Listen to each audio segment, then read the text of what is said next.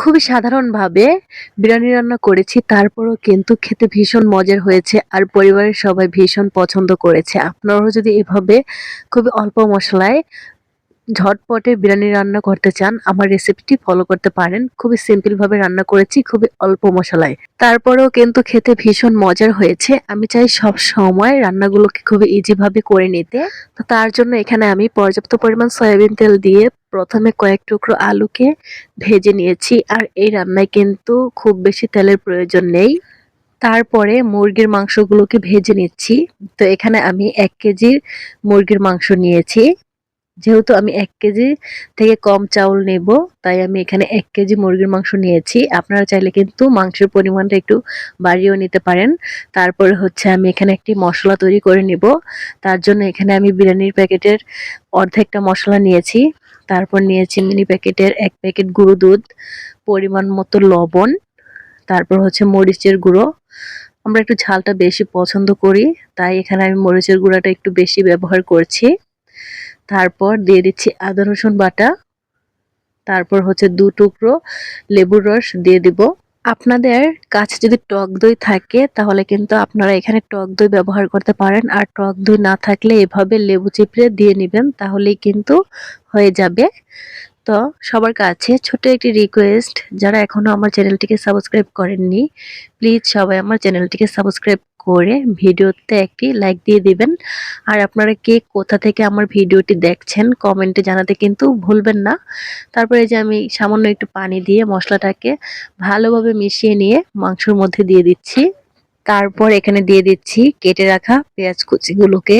তো এখানে আমি ৬টি মিডিয়াম সাইজের পেঁয়াজ নিয়েছি। তারপর সবকিছুকে খুব ভালোভাবে একসাথে মিশিয়ে নিয়ে ঢাকনা দিয়ে ঢেকে ১০ মিনিটের মতো মাংসটা কষিয়ে নেব। এই তো মাংস কষিয়ে নেওয়া হয়ে গিয়েছে, দেখতেই পারছেন যে উপরে তেল ভেসে উঠেছে। তো মাংসটাকে নামিয়ে নেওয়ার কিছুক্ষণ আগে আমি ভেজে রাখা আলুগুলোকে মাংসের সাথে দিয়ে দিয়েছি। এখন হচ্ছে আমি চাউল মেপে নেব। রান্নার জন্য এখানে আমি ২ কাপ পোলাওর চাউল ব্যবহার করেছি। তো এখানে কিন্তু যেকোনো পোলাওর চাউলই ব্যবহার করা যাবে। যেকোনো পোলাওর চাল দিয়েই রান্না করা যায় যদি পানির পরিমাপটা ঠিকঠাক থাকে। পোলাও কিংবা বিরিয়ানি যেটাই রান্না করি না কেন সবসময় আমি চাউলটাকে মেপেই ব্যবহার করি। তো এখানে এই তো মাংসগুলোকে উঠিয়ে নিয়েছি। তারপর হচ্ছে চাউলটাকে আমি ধুয়ে নিয়েছি। তো আমি চাউল আগে ধুয়ে কখনোই পানি ঝরিয়ে রাখি না। অনেকে পানি ঝরিয়ে রাখে।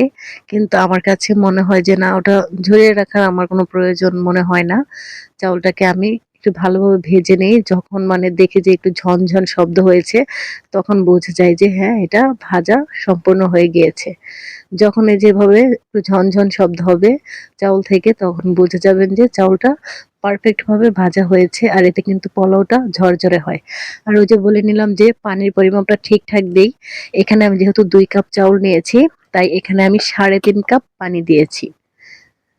এখন হচ্ছে বিরিয়ানির যেই অর্ধেকটা মসলা ছিল, সেই মসলাটাকে আমি এখানে দিয়ে দিচ্ছি। বিরিয়ানির মসলাটা যদি এভাবে পরে অর্ধেকটা দেওয়া হয় তাহলে কিন্তু খুব সুন্দর একটা ফ্লেভার আসে আর খেতে খুব ভালো লাগে। তো এই তো আমার পোলাওটা প্রায় 80% এর মতো রান্না করা হয়ে গিয়েছে। এখন হচ্ছে এখানে আমি মাংসটাকে মিশিয়ে নেব। তো অনেকে পানি থাকা অবস্থায় মাংসটাকে দিয়ে নেয়, কিন্তু আমার কাছে মনে হয় যে যেহেতু আমি মুরগির মাংস দিয়ে রান্না করছি, মুরগিটা যেহেতু সিদ্ধ আছে, তাই কিন্তু এই অবস্থায় দিয়ে নিলে ভালো হয়। আর ২০% সিদ্ধ হতে কিন্তু খুব বেশি সময় লাগবে না। চুলার আঁচটাকে একেবারে লোতে রেখে ৫ মিনিটের মতো রান্না করে নিলেই কিন্তু হয়ে যাবে।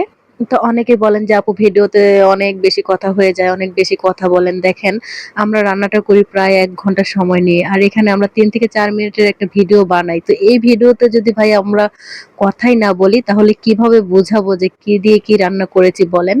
এই তো বিরিয়ানিটা আমার রান্না করা হয়ে গিয়েছে। এখন আমি একটি প্লেটের মধ্যে সার্ভ করে নিচ্ছি। তো এখন যদিও এরকম মনে হচ্ছে, বিরিয়ানিটা কিন্তু ঠান্ডা হলে ঝরঝরে হয়ে যায়। তো আপনারা কিন্তু জানেন, যারা রাঁধুনি আছেন তারা তো অবশ্যই জানেন যে গরম থাকা অবস্থায় একরকম থাকে আর ঠান্ডা হয়ে গেলে কিন্তু এটা ঝরঝরে হয়ে যায়। তো ভিডিওটি ভালো লেগে থাকলে অবশ্যই লাইক কমেন্ট করে যাবেন।